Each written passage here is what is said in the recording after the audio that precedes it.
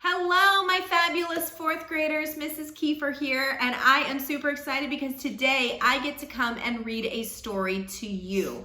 Now, the story that I have brought is called Each Kindness by Jacqueline Woodson, and this is such an amazing story, and I hear that you guys are working on a tic-tac board. Now, there are so many different choices and ways that you could choose to respond to this story. I think I would probably do the sequel because in just a minute you're going to find out that this story does not have a happy ending. So I would love to see some of you guys try the sequel. If not, any of them will work. I know the connections also might work. But this story is called Each Kindness. It is by Jacqueline Woodson, and I hope you like it. Each Kindness by Jacqueline Woodson. Each kindness. That winter, snow fell on everything, turning the world a brilliant white. One morning, as we settled into our seats, the classroom door opened. The principal came in. She had a girl with her, and she said to us, "This is Maya." Maya looked down at the floor. I think I heard her whisper, "Hello." We all stared at her. Her coat was open, and the clothes beneath it looked old and ragged.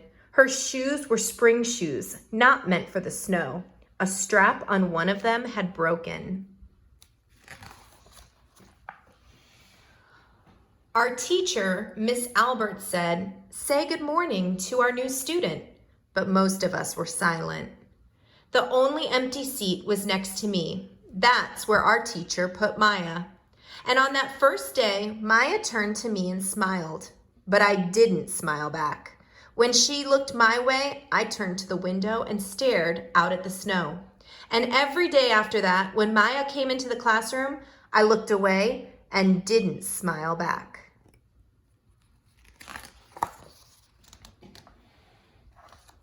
My best friends that year were Kendra and Sophie. At lunchtime, we walked around the schoolyard, our fingers laced together, whispering secrets to each other's ears.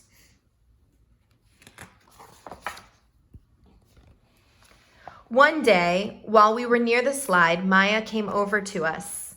She held open her hand to show us the tiny jackets and red ball she'd gotten for her birthday. "It's a high bouncer," she said, but none of us wanted to play. So Maya played a game against herself.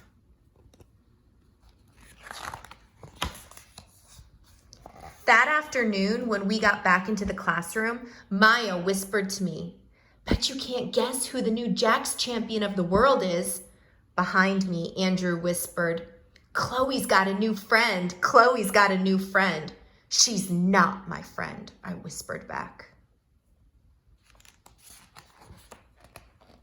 The weeks passed. Every day we whispered about Maya, laughing at her clothes, her shoes, the strange food she brought for lunch. Some days Maya held out her hand to show us what she brought to school.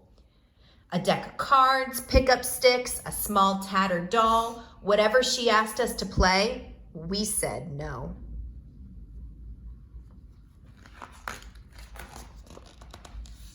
The days grew warmer, the pond thawed, grass began growing where snow had once been.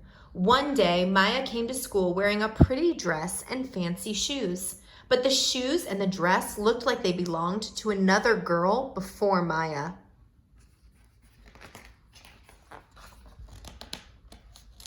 "I have a new name for her," Kendra whispered. "Never new. Everything she has comes from a second-hand store." We all laughed.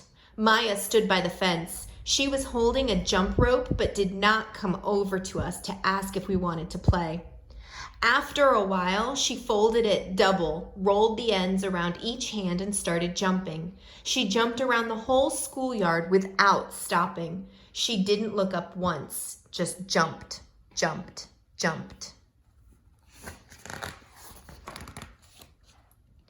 The next day, Maya's seat was empty.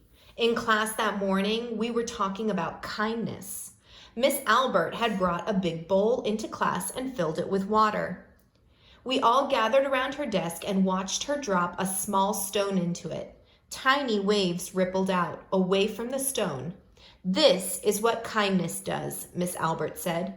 "Each little thing we do goes out like a ripple into the world." Then Miss Albert let us each drop the stone in as we told her what kind of things we had done. Joseph had held the door for his grandmother. Kendra helped change her baby brother's diaper. Even mean old Andrew had done something. "I carried teacher's books up the stairs," he said, and Miss Albert said it was true. I stood there holding Miss Albert's rock, in my hand, silent. "Even small things count," Miss Albert said gently, but I couldn't think of anything, and I passed the stone. Maya didn't come to school the next day, or the day after that. Each morning, I walked to school slowly, hoping this would be the day Maya returned and she'd look at me and smile. I promised myself this would be the day I smiled back. "Each kindness," Miss Albert had said, "makes the whole world a bit better." But Maya's seat remained empty. And one day, Miss Albert announced to the class that Maya wouldn't be coming back. Her family had moved away, Miss Albert said. Then she told us to take out our notebooks. It was time for spelling.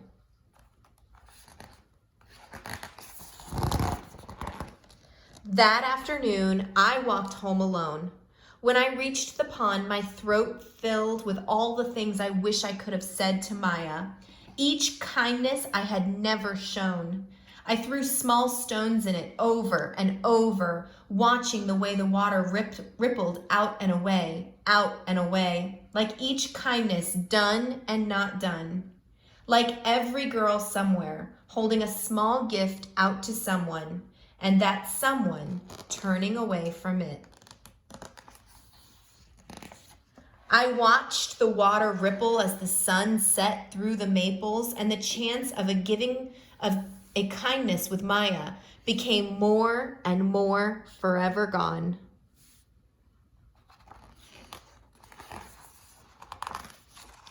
The end.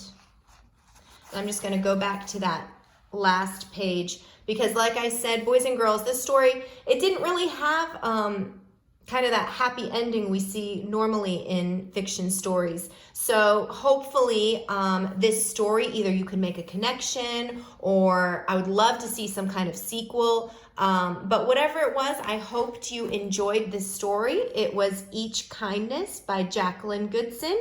And thanks for reading along with me. Bye.